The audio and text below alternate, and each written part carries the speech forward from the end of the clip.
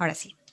Pues bienvenida, mi querida Hilda, a esta transmisión en vivo de nuestro programa de Empoderadas, el podcast de Empoderadas que tenemos cada jueves a las 6 de la tarde a través de Facebook o a través de Instagram, dependiendo cómo se da la oportunidad de la plática. Pero de entrada agradecerte la oportunidad de tenerte aquí en este programa de Facebook. La verdad es que es la oportunidad que tenemos de poder estar en contacto contigo y con otras invitadas que han dado parte de sus historias, que nos han contado parte de sus historias, pero también nos han dado información muy valiosa que de verdad nos ha hecho pensar y repensarnos como mujeres también en la incidencia que tenemos en el espacio público. Y esto me da la oportunidad de agradecerte de haber aceptado esta invitación que tenemos aquí a través de Empoderadas. Este es el podcast número 16, el episodio número 16. Nos pueden encontrar en iVoox, en Spotify y también en YouTube. Ahí vamos subiendo también los videos que hacemos a través del podcast en vivo.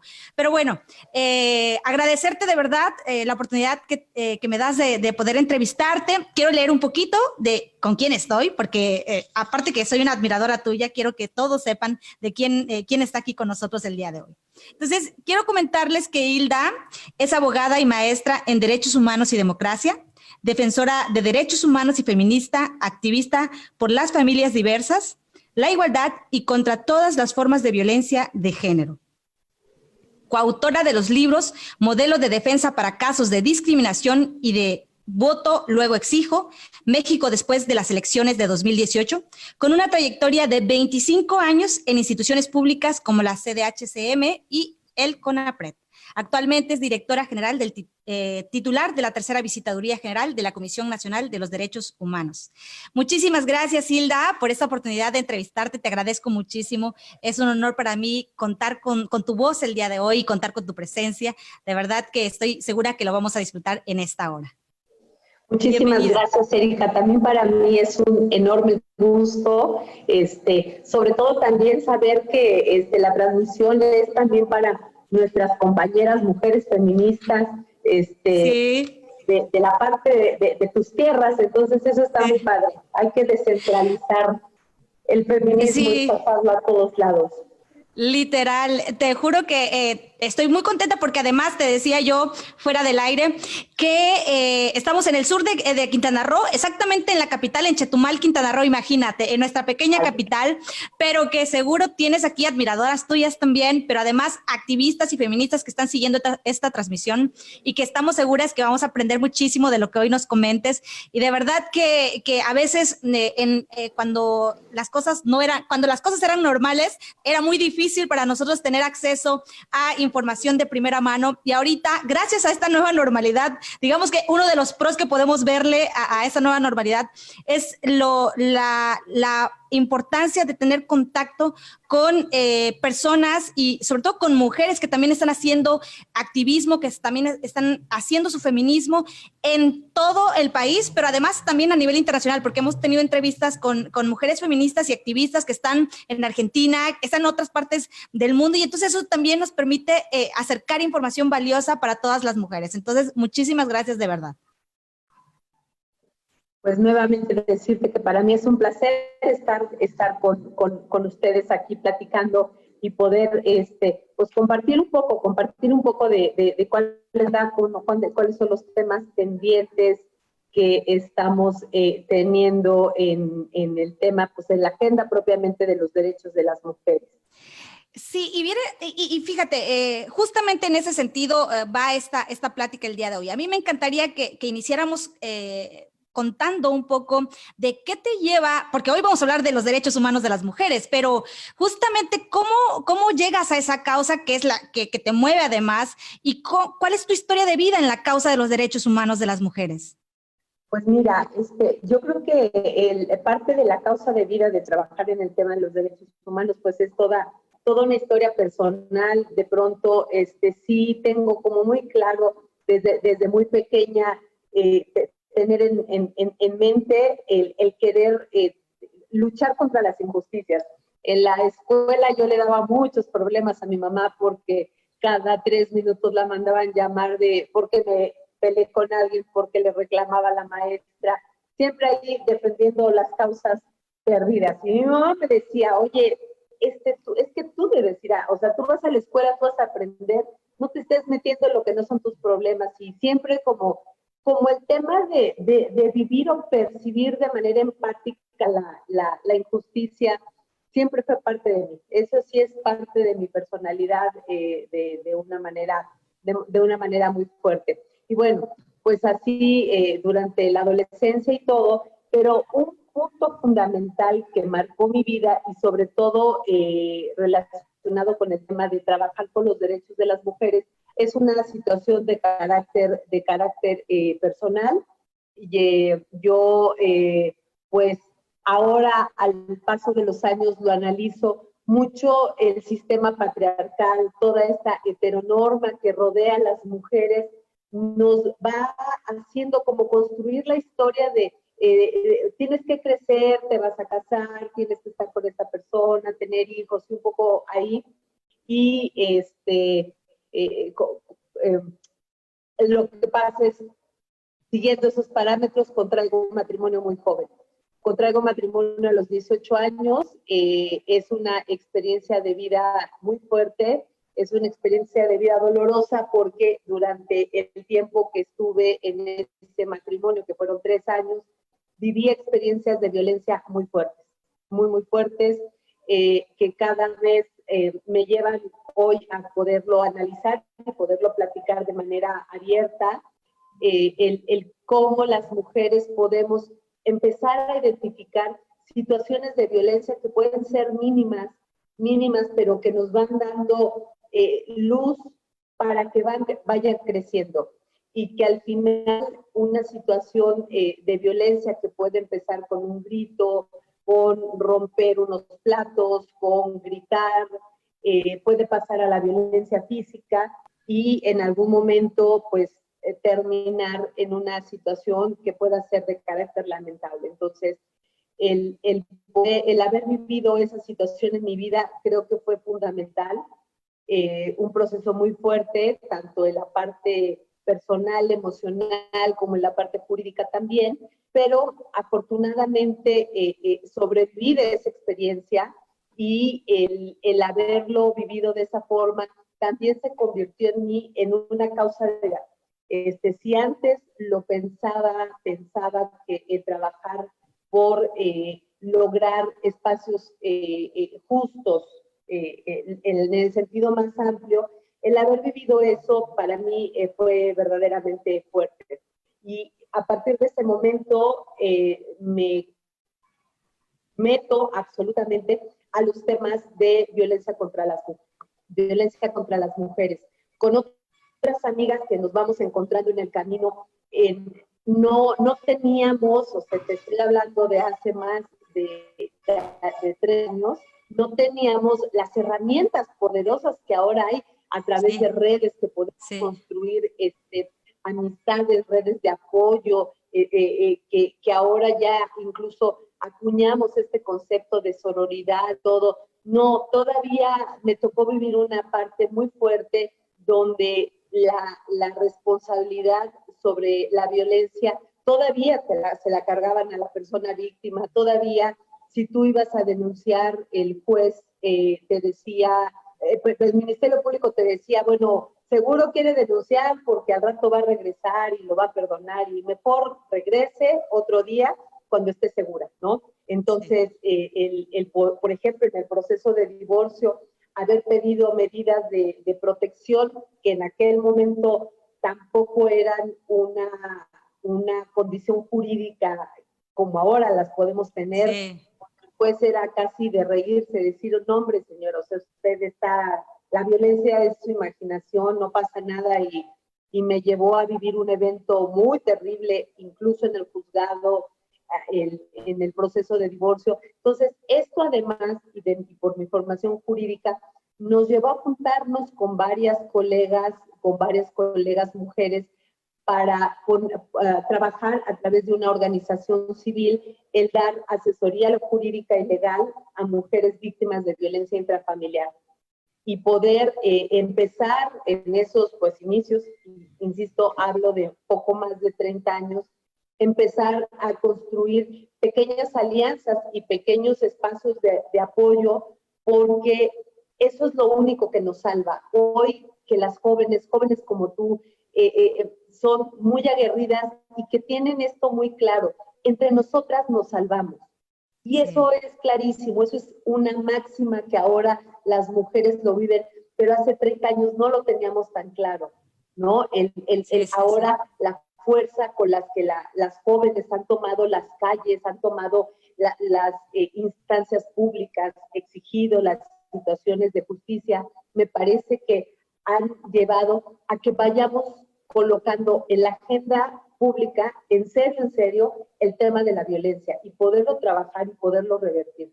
Desafortunadamente todavía pues vivimos situaciones muy lamentables. El tema de los feminicidios, por ejemplo, pues es una constante que seguimos viviendo.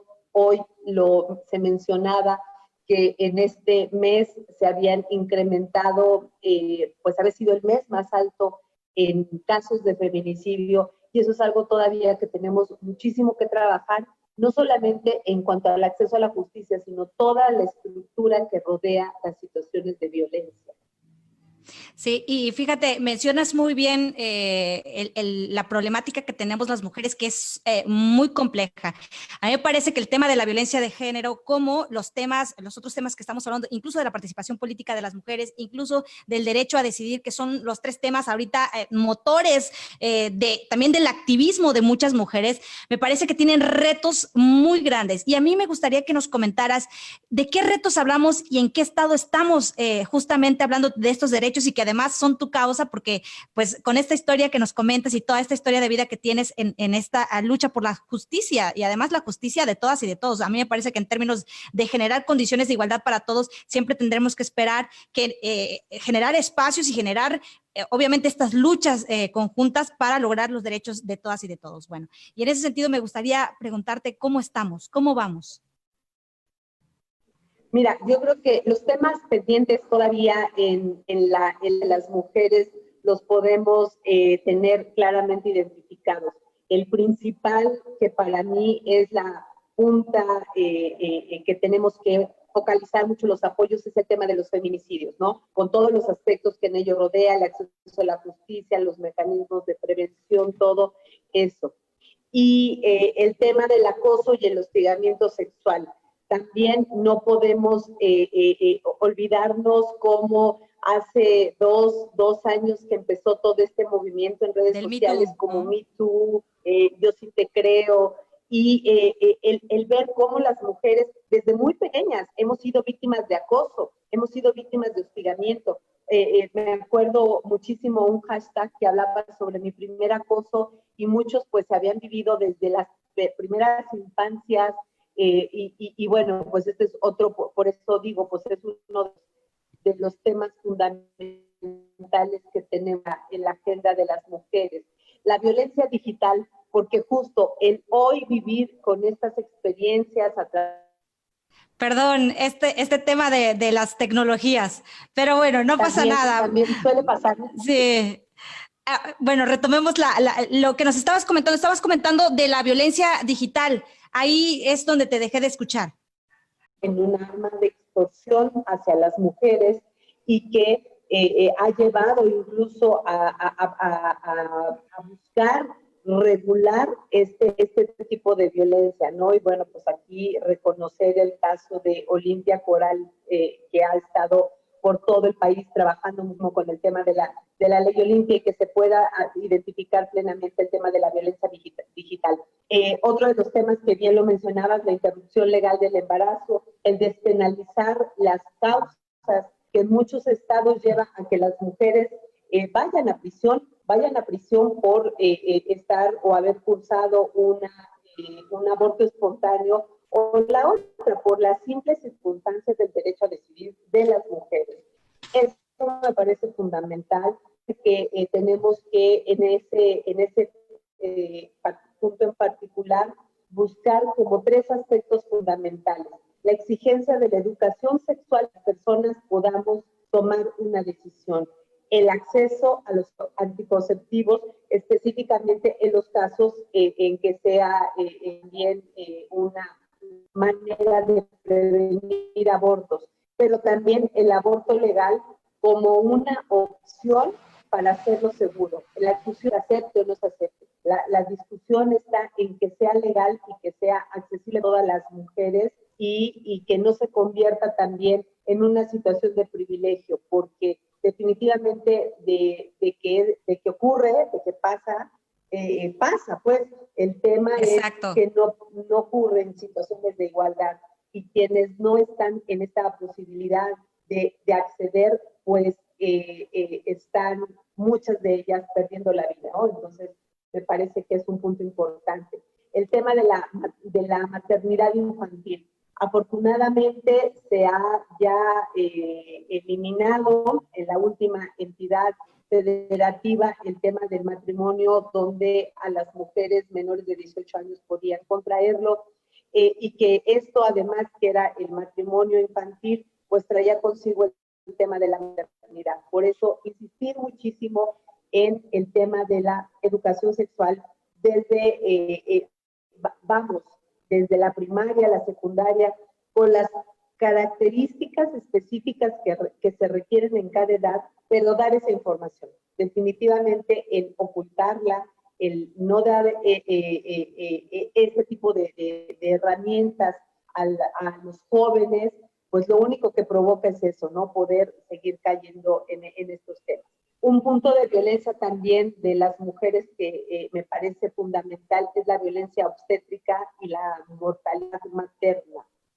También lo podemos ver casi en lo cotidiano en muchas entidades federativas, como todavía el poder acceder de manera adecuada al sistema de salud, el que incluso las mujeres puedan tener un parto seguro, un parto digno, todavía es una situación que está resultando compleja. Muchas mujeres hace menos de 2 semanas todavía encontramos que una mujer tiene un parto en el estacionamiento del hospital y la responsabilizan a ella, como si es Sí. que los médicos le preguntaron cuánto tiempo tenía de dilatación y pues ella dijo, no sé qué dijo, y entonces pues por eso le tocó parir en el estacionamiento. Cuando ese es un tema fundamental de humanidad y de trato médico, ¿no? Ese es Sí. parte de los derechos fundamentales de las mujeres, el tema de la violencia obstétrica.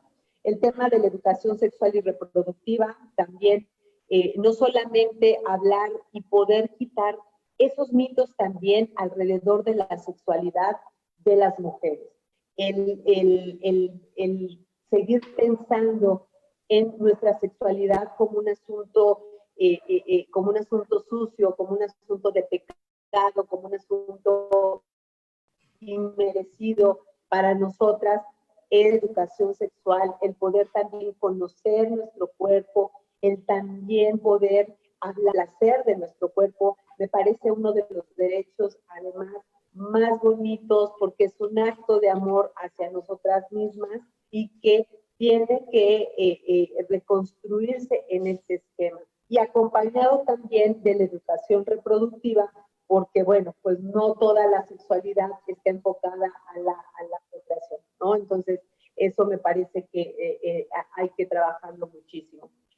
También dentro de los puntos pendientes tenemos el trabajo doméstico no remunerado. Hoy es el tema de la pandemia, más que nunca nos ha dado una muestra muy clara de las jornadas largas, ahora ya no solo en el tema del trabajo de oficina, que evidentemente se ha alargado muchísimo más, ¿no? Esta disposición de, aunque estás en casa, pero estás permanente mucho tiempo, pero además la carga de las actividades domésticas, como las labores de cuidado, el cuidado de los niños ahora, el tema pues de la escuela, las clases en línea, y donde pues literal se requiere pues casi todo un esquema enorme de tecnología donde los hijos puedan tener computadora, la mamá computadora, poder estar trabajando, estar al pendiente de los niños. Entonces, esas actividades que justamente son trabajo para las mujeres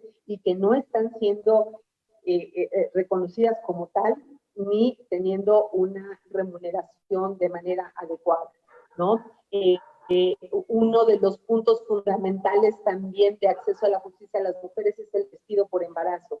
El que una mujer en edad reproductiva de pronto tenga acceso a un empleo y curse por un embarazo, siempre o en muchas de las ocasiones coloca en riesgo su estabilidad laboral, ya sea porque es despedida. Totalmente.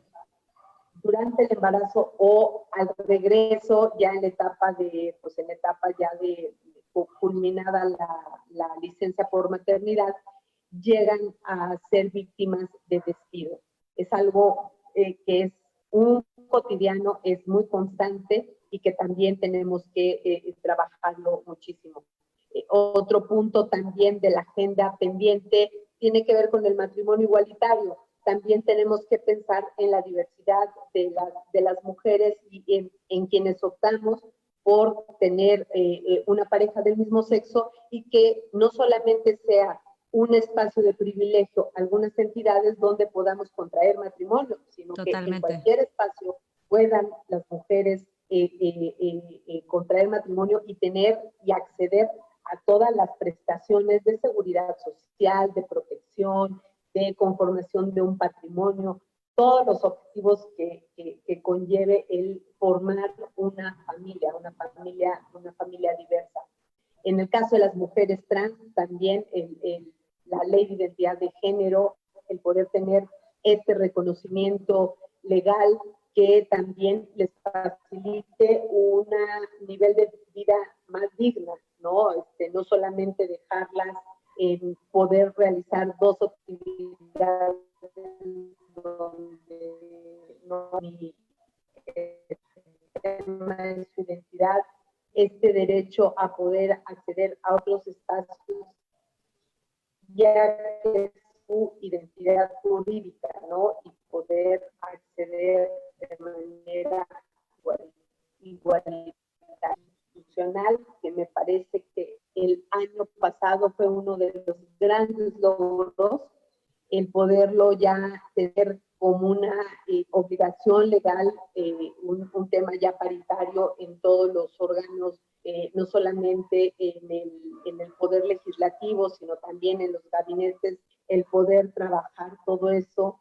A mí me sorprende muchísimo que todavía se desdeñe un poco la visión de una perspectiva de género en algún, por ejemplo, a mí que me toca de temas penitenciarios, pareciera que soy como un ente extraño el de pronto estar en esos temas que sí, históricamente claro, han sido hechos por hombres, para hombres, bajo la mirada de los hombres.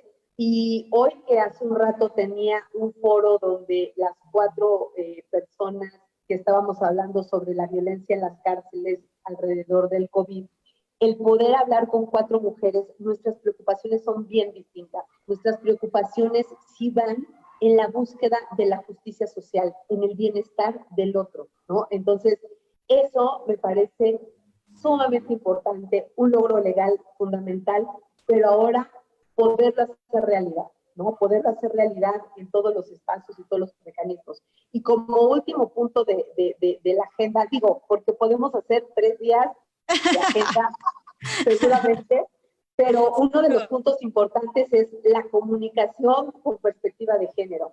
Los medios de comunicación son un punto muy importante para poder hacer estos cambios también sociales que se requieren.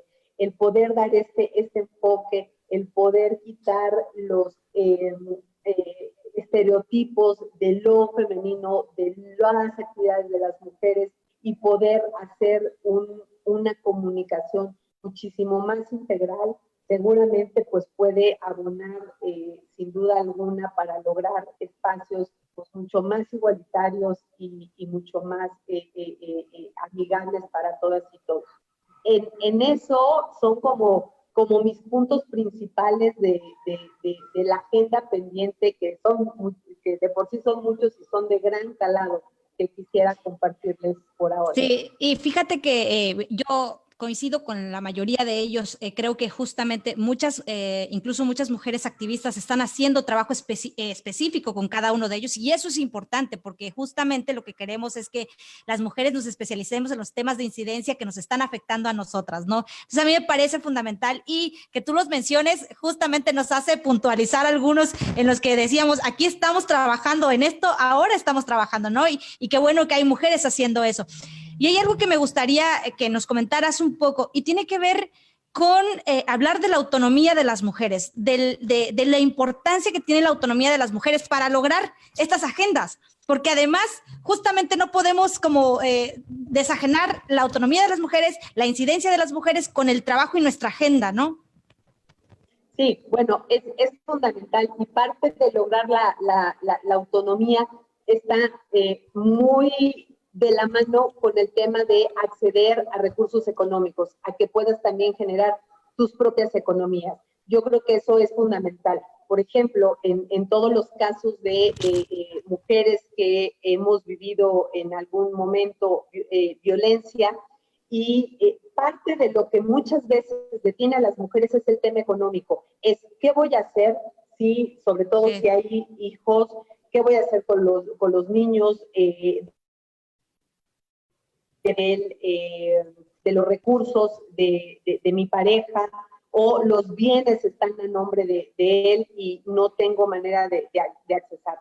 Yo creo que esto va muy de la mano, lograr la autonomía para para las personas, en este caso particularmente para las mujeres, está acompañado de que podamos acceder a espacios de empleo, toma de decisiones, pero donde nuestro trabajo sea remunerado y sea reconocido.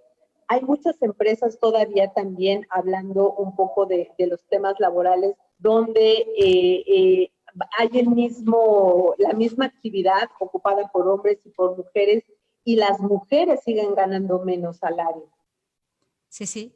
Siguen ganando menos salario. Entonces, eso es algo que también yo ahí en particular me iría con una acción afirmativa muchísimo mayor, no solamente a trabajo igual, salario igual, sino en algunos casos, algunas acciones afirmativas de carácter económico para las mujeres, sobre todo las mujeres jefas de familia, que llevan una carga adicional en relación a la disposición económica que se distribuye dentro de los espacios de la casa. Entonces, me parece que ahí también es uno de los puntos fundamentales. Entonces, cómo buscar también en estos espacios una adecuada remuneración, cómo buscar justo en el tema de la equidad y en el tema de la paridad laboral, también la apertura de estos espacios, y van logrando que más mujeres nos vayamos incorporando en estos espacios de toma de decisiones, y que a su vez en este apoyo podamos ir trabajando pues estos temas económicos. No quisiera dejar de lado también las economías informales. También las mujeres, hay una parte muy importante, ahora incluso pues en las redes sociales, en Facebook lo podemos ver, que hay grupos, mujeres, con alas mujeres, SOS, mujeres, grupos de mujeres, donde hay un gran apoyo y una movilidad económica muy importante, donde se vende cualquier tipo de que nos podamos imaginar, y donde también nosotras mujeres estamos buscando cómo apoyarnos entre otras mujeres. Entonces, eso me parece que en esta nueva construcción estamos teniendo una nueva mirada, una mirada más sororaria entre nosotras, para apoyarnos y caminar hacia esa autonomía. No sé qué tanto, por ejemplo, en estos grupos se tenga como ese objetivo, pero al final se logra. O sea, al final se logra en este apoyo comunitario de cómprenle a las mujeres y compren entre las mujeres del grupo, se logra hacer esa cuestión económica que es fundamental. Sí, justamente hablando de los derechos humanos de las mujeres, creo que partimos de la base. La economía de las mujeres es fundamental para que hablemos del acceso a nuestros derechos. Si no hay economía, o sea, si no hay recursos básicos que nos permitan vivir, muy difícilmente estaríamos hablando de los otros derechos que tenemos si no iniciamos por lo básico, ¿no? Yo creo que es importante justamente tocar el tema porque de otra manera creo que estaríamos como tambaleando en nuestros derechos. Y ahí me parece que es puntualizar. Otra cosa que me parece muy importante, y lo mencionabas tú, hablando de estas alianzas que hacemos las mujeres, ¿cómo ha sido tu caminar justamente en estas luchas? ¿Cómo has encontrado esas aliadas y cómo ves las alianzas de las mujeres hoy en día en estas luchas? Mira, creo sin duda alguna que quienes han entendido muchísimo más la generación de alianzas son las mujeres jóvenes, muchísimo más. A mí me llena tanto de esperanza el poder ver cómo las jóvenes, y hablo de mujeres entre 14, 15 hasta 22 años, lo vemos en las marchas, los vemos en espacios donde están reclamando derechos. Hay una cohesión muchísimo más amorosa, muchísimo más profunda, donde de verdad muchas están dispuestas a salir a incendiar afuera si es necesario, con tal de buscar la justicia por una mujer, ¿no? Creo que en esa parte las mujeres más jóvenes como ustedes sí nos llevan una gran ventaja a quienes estamos ya en la etapa de los 50 años y más. Nosotras hemos entendido muchas veces, y porque me ha tocado verlo, momentos más competitivos, momentos mucho más competitivos donde incluso parte de las sugerencias o parte de los consejos que nos daban a veces hasta en la propia universidad es, ¿quieres ganar? ¿Quieres tener ese espacio? Piensa como hombre, actúa como hombre, compórtate como hombre. O sea, y decir, ¿por qué como hombre? O sea, ¿cuál es la diferencia? O sea, tengo que ser igual. ¿En qué sentido? O sea, ¿por qué tendría que cambiar mi naturaleza por pensar, construir en eso? Pues claro, porque también la lucha de poderes donde nos estamos enfrentando, nos vimos todavía en esta postura de buscar espacios donde mayormente, evidentemente, había hombres, jugar con las reglas que ellos tienen y que están muy enraizadas, y entonces también en muchos casos como buscar convertirse en eso, como buscar también en esta situación de competitividad, pero donde incluso no importa si pisoteas al otro. Exacto. Y eso no. Creo que eso no nos ha llevado al mejor de los puertos. Lo vemos también mucho con comentarios, a veces que ves en las redes sociales, donde mujeres descalificamos mujeres, donde todavía caemos en esta necesidad de juzgar su conducta, de juzgar su manera de ser, de juzgar la actividad que realiza, de juzgar cómo se viste, cómo se arregla, en fin. Esta parte todavía tenemos que buscar, tenemos en esta parte nosotras, estas mujeres mayores, tenemos también una fuerte responsabilidad de deconstruir eso y buscarnos estos espacios de mayor solidaridad entre nosotras. Y creo, la verdad, y lo digo de verdad con todo mi corazón, ahí nos llevan un camino muy por delante y mucho más profundo, honesto y de gran reflexión las mujeres jóvenes. Justo en este grupo, cuando me invitaron al grupo de dar la conferencia de Insurrectas, a mí me parecía maravilloso. Yo salí con la pila recargada como durante un mes, o sea, durante un mes se me olvidó la edad que tenía, me cargaron tanto de energía y de tanta esperanza y de tanta indignación. O sea, sí, esa capacidad, la verdad, las mujeres jóvenes nos han rebasado muchísimo y nosotras tenemos una gran responsabilidad de reaprender de eso y de buscar todavía construir espacios distintos. A veces sí me he cuestionado qué hubiera pasado si a lo mejor hace 30 años mujeres como yo que vivieron una situación muy difícil de violencia, otras mujeres con las que también tuve interacción, ¿qué hubiera pasado si hace 30 años hubiéramos tomado las calles como lo toman ahora las jóvenes? Si hubiéramos pintado monumentos, si hubiéramos roto vidrios, si hubiéramos incendiado una patrulla, ¿qué hubiera pasado?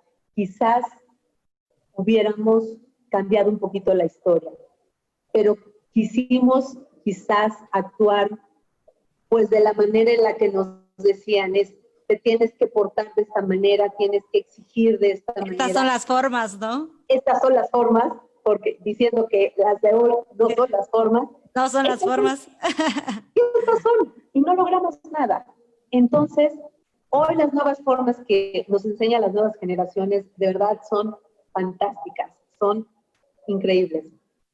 Padrísimo. Justamente en los grupos a los que yo pertenezco de mujeres que estamos haciendo incidencia aquí en el estado, estamos en la guerra, ¿no? Para nosotros es como estamos en la guerra haciendo lo que nos toca hacer, o sea, que es la lucha por los derechos de las mujeres en todos los espacios. Y justamente lo que nos ha motivado es esta relación tan padrísima que se da entre organizaciones de la sociedad civil, entre colectivas nada más, incluso no sin una figura jurídica, pero que quieren hacer algo. Y creo que justamente los cambios se dan a partir de que hay una sociedad y hablemos de las mujeres organizadas, ¿no?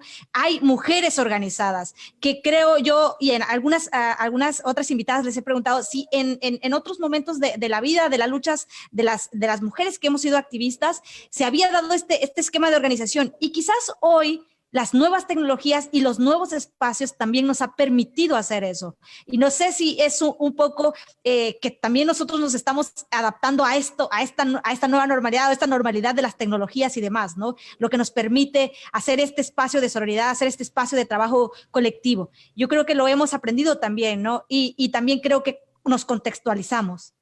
No, sin duda alguna, visto toda esta acceso a la información, acceso a la tecnología, a las redes, también visto desde desde la forma más propositiva, me parece que es una ventaja y es una herramienta que además permite la organización rapidísima.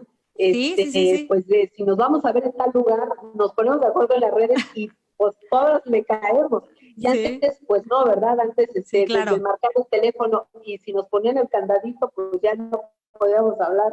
Exacto. Entonces, me parece extraordinario, me parece que esta es un espacio y es un tiempo de las mujeres y que los logros que ahorita se están trabajando van a tener unos resultados magníficos para las generaciones de quienes hoy son niñas. Yo estoy segura que van a poder tener una oportunidad distinta. Y hablando de ese trabajo que hacemos las colectivas y que hacemos las activistas y demás, ¿cómo ves esta relación que se da, un poco para ir cerrando también, entre la autoridad, es decir, el Estado haciendo su chamba, el trabajo que tiene que hacer por los derechos humanos, y otra, el trabajo también de las organizaciones o colectivas que están haciendo también parte del trabajo? ¿Cómo ves esta sinergia? ¿Cómo debería de ser esta respuesta ante las desigualdades que estamos enfrentando las mujeres? Mira, yo creo que el trabajo de la sociedad civil es importantísimo. Los grandes movimientos, la propia lucha de los derechos humanos se ha logrado a partir de las movilizaciones civiles. No es algo, si nos sentamos a esperar a que el Estado reconozca, garantice y protege los derechos, pues no lo vamos a ver muy pronto. Pero el trabajo de la sociedad civil me parece que es fundamental.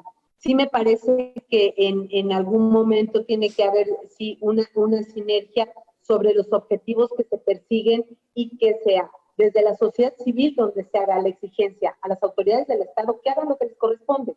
No, ni más ni menos, sino únicamente lo que les corresponde en términos de su mandato legal y que tengan que pues dar cumplimiento de manera general. Pero sí soy una gran promotora de lograr alianzas, y generar alianzas me parece importante.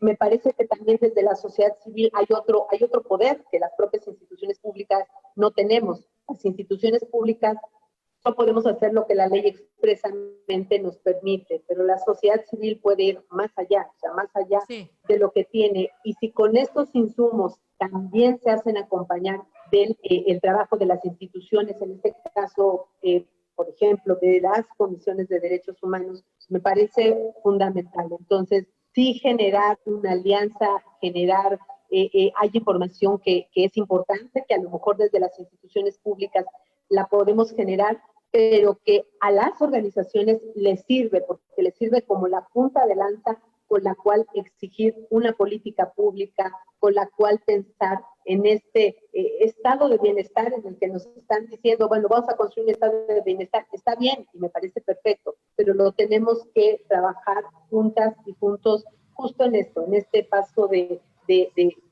hacerlo como aliadas. Sí, porque a mí me parece que cuando hablamos de la autoridad y del Estado, muchas veces hacemos o visibilizamos lo que nos falta desde la autoridad, pero también me parece que el trabajo, aparte de visibilizar lo que le falta a la autoridad o al Estado, es justamente hacer la exigencia de eso de lo que nos está faltando para poder resolverlo, para poder ver cuál es la mejor solución o cuál es la mejor ruta posible para poder dar respuesta a los derechos y a las desigualdades que enfrentamos las mujeres. De otra manera, creo que estaríamos trabajando por una parte las mujeres y las activistas o el activismo, y por otra parte el Estado. Me parece que en algún momento debe de haber un punto de encuentro, porque justamente lo que debemos de buscar tanto el Estado como la sociedad civil es las mejores condiciones para todas y para todos, porque vivimos en esta tierra. Entonces, justamente necesitamos generar condiciones para todas y para todos. Claro, y además las organizaciones hacen un trabajo mucho más territorial, mucho más cercano a Sí. las personas, y tienen el pulso muy preciso del estado de necesidad específico, ¿no? Porque a veces desde un escritorio, una oficina, a planear la política pública del país y lo que sería mejor, pues hay metodologías, hay gente que estudia por años para poderlo hacer y trasladar a documentos, ¿no? El Plan Nacional de Desarrollo y todas estas cosas. Pero me parece que quienes tienen el mejor pulso, el pulso mucho más cercano a las personas, son las organizaciones, porque es quien tiene el contacto directo con las víctimas, con quien está teniendo una necesidad de la protección de un derecho en específico, y por eso en esa parte es generar esta alianza de entendimiento, y pues así poder ir caminando y construyendo estos cambios. Y bueno, y ya, ahora sí, para ir cerrando, mi querida Hilda, muchísimas gracias por esa información y sobre todo por compartirnos parte de tu experiencia de vida. Y esto que te voy a preguntar tiene que ver con tu experiencia de vida, justamente, y historia de vida, ¿no? ¿Cuáles y quiénes han sido tus ancestras que te han motivado y que te han guiado en estas luchas, en estas causas? Porque creo que la historia de las mujeres está escrita no solamente por quienes las hacen, sino por quienes van acompañadas o quienes nos han guiado o han sido nuestros antecedentes ante las acciones que llevamos al día de hoy, ¿no? Entonces a mí me encantaría que nos contaras parte de esa historia de vida tuya. Sí, claro. Yo creo que hay dos mujeres fundamentales en mi vida, y son mi abuela y mi madre. Sí, yo creo que sin querer, creo que jamás escuché de mi mamá la palabra ni feminismo, ni solidaridad, ni nada, pero sin querer ella fue una mujer feminista, fue una mujer que luchó, una madre sola, que sacó adelante a sus dos hijos y que también tenía la responsabilidad de acompañar a mi abuela, que era de un pueblo. Y también mi abuela, una mujer de gran trabajo, una mujer que el día que murió, todavía ese día por la mañana, sacó sus borregos, los llevó a la milpa para que comieran, los regresó, todo, hizo todo su ritual matutino, tuvo un dolor y ese día murió. Mujeres de trabajo, para mí eso es fundamental. La parte que a mí me deja muchísimo es la dignidad a partir del trabajo. Y en esto siempre hablo que todos los trabajos pasan por una parte de dignidad. Cuando me dicen, ¿y qué harías si de pronto no tienes este lugar, este espacio? Yo haría lo que sea, cualquier trabajo para mí es un trabajo digno. Entonces, para mí, tanto mi abuela como mi madre son estos pilares en mi vida, son parte de mi inspiración. El también haber visto una vida tanto económica, tanto ha sido mi inspiración para decir, esto no lo quiero ni para mí, ni para mis cercanas, ni para nadie, y lo tenemos que cambiar. Entonces, ellas para mí son mi fuente de inspiración, ambas ya no están en esta tierra, en lo físico, pero en mi corazón siempre están. Siempre creo que cuando tengo alguna decisión, alguna situación, pienso qué me hubiera dicho mi madre o cómo lo hubiera hecho ella, y trato de tomar la decisión, y el resultado que sale bien me da la razón de que por ahí era el camino. Entonces, ellas son mi fuente de inspiración. Padrísimo. La verdad es que creo que a todas las mujeres, nuestras madres, nuestras abuelas, a la mayoría, diría yo, nos han impactado de una o de otra manera. Son nuestra fuente de ese poder, de eso que nos hace sentido el día de hoy. Creo que de todas mis invitadas, todas, juro, te lo puedo decir, han comentado que son su mamá o su abuela, y la verdad es que yo coincido. Incluso en las pláticas que tenemos en las colectivas, cuando hemos hablado de quiénes han sido nuestras ancestras, seguimos señalando a nuestras madres y seguimos señalando a nuestras abuelas, porque son parte de nuestra historia de vida, porque son las que nos enseñaron estas primeras rutas de entrada a hacer algo que nos satisfaga y que nos haga felices, ¿no? Entonces, la verdad es que yo sí creo que las mamás y nuestras abuelas han sido fundamentales y piezas torales de la vida de las mujeres. La vida de las mujeres creo que está determinada por esas madres y por esas abuelas. Entonces, así es. Y alguien que también no puedo, a ver, igual se me había bajado la pantalla. Alguien que también no quiero omitir decir que es parte de mi inspiración, también es mi esposa. Ella es una mujer también, una guerrera, una mujer muy talentosa, que también tiene una historia de vida difícil, pero además una historia altamente exitosa. Entonces, ella es una fuente de inspiración. Siempre le digo, para mí tú eres el referente en mi vida, porque además el tener yo hoy a ella como mi pareja me ha ayudado a curar mi corazón, a reconciliarme conmigo, a perdonarme muchas cosas, a amarme. El poder amar a otra mujer me hace amarme a mí misma también. Eso es algo que de verdad nunca, no lo entendí hasta tener con ella esta relación. Tenemos ya, vamos para 8 años de relación, pero también es un gran referente porque ayudó a conciliarme conmigo misma, y en cosas hasta tan básicas como reconciliarme con los propios dolores menstruales, con el útero, con todo lo que las mujeres cargamos, que es una fuerte dosis de dolor. El reconciliar con nuestra parte femenina es muy importante, porque nos han enseñado a odiarnos, nos han enseñado a no aceptarnos, a no querer nuestro cabello, nuestros ojos, nuestro cuerpo, nuestro todo. Nunca nos queremos, nunca estamos de pronto conformes, pero cuando nos empezamos a amar y aceptar, y las cosas que hayamos cometido un error al ver en nuestro corazón esa vivencia, nos hace tener una reconciliación. Entonces también para mí mi esposa es un punto central hoy en mi vida, porque me ha hecho eso, me ha ayudado a recuperar el amor el amor por mí y el amor con mi parte femenina. Padrísimo. Oye, te escucho y yo digo, wow, de verdad que me emociona, porque justo creo que coincido mucho contigo en que nos han enseñado a tener que ajustar todo lo que es nuestro, o sea, el no reconocer nuestro cuerpo como propio, incluso amar nuestro cuerpo como sea que lo tengamos, digo, somos perfectas e imperfectas como estamos, digo, esto es parte de la naturaleza humana, y creo que justo en el tiempo, durante toda nuestra vida, las mujeres desde muy pequeñas somos moldeadas, como si esa moldura que nos hacen es el deber ser, y que así, y ese deber ser es una carga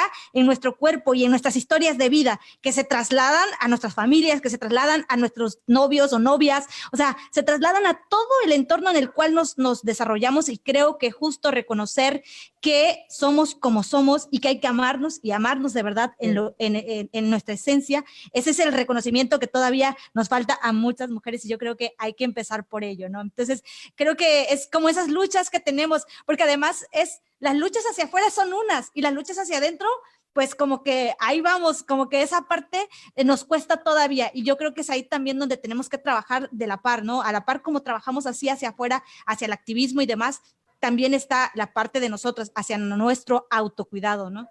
La última pregunta, tiene que ver con cuál es esa frase y cuál es esa palabra que te ha guiado toda la vida o gran parte de tu vida, que te ha hecho una enseñanza y que además puedas transmitir a nuestras amigas que nos siguen para que sean motor de inspiración. Hay una frase que siempre me acompaña y siempre que puedo compartir, y en conferencias que están vinculadas con el tema de violencia, siempre con esta frase siempre termino. El silencio es el cómplice de la injusticia. Entonces, siempre buscar decir, hablar, denunciar, siempre hablar. Entonces, esa es como una frase de manera general que siempre la traigo aquí y que me acompaña. Nunca guardar silencio. Y es que las mujeres que hacemos activismo hoy tenemos esa encomienda. Creo que no guardar silencio nos ayuda a enfrentarnos a esos miedos y también a enfrentarnos a esos retos que tenemos como mujeres ante una sociedad que justamente ha generado desigualdad para las mujeres. Entonces necesitamos alzar la voz siempre, creo yo, ¿no? Y bueno, primero que nada, agradecerte de verdad después de esta bonita charla, de tenerte aquí con nosotras, escucharte. Gracias, la verdad es que para nosotras ha sido todo un honor tenerte y que compartas todos esos saberes también nos ayuda a repensarnos y a repensar lo que hacemos. La verdad te agradecemos la oportunidad de poder platicar contigo, de estar contigo el día de hoy y de que nos hayas dado esta hora de conversación. Te agradezco muchísimo para Empoderadas, que es un proyecto que inició con el objetivo de poder transmitir a otras mujeres que hay mujeres haciendo lo mismo en otras partes del mundo, en otras partes incluso de nuestro país, haciendo cosas bien padrísimas y que nos podemos ver, que podemos compartir esos saberes y que nos ayudan a crecer juntas. Entonces, de verdad, muy agradecida de la oportunidad que me das de contar contigo en este día. Muchísimas gracias nuevamente, querida Erika, y un abrazo para todas nuestras compañeras y amigas de por allá. Muchas gracias, cuídate mucho y nos vemos pronto. Gracias. Transmitimos el podcast a través de Spotify, a través de iVoox, a través de YouTube, así que ahí nos vemos. Muchas gracias. Hasta luego.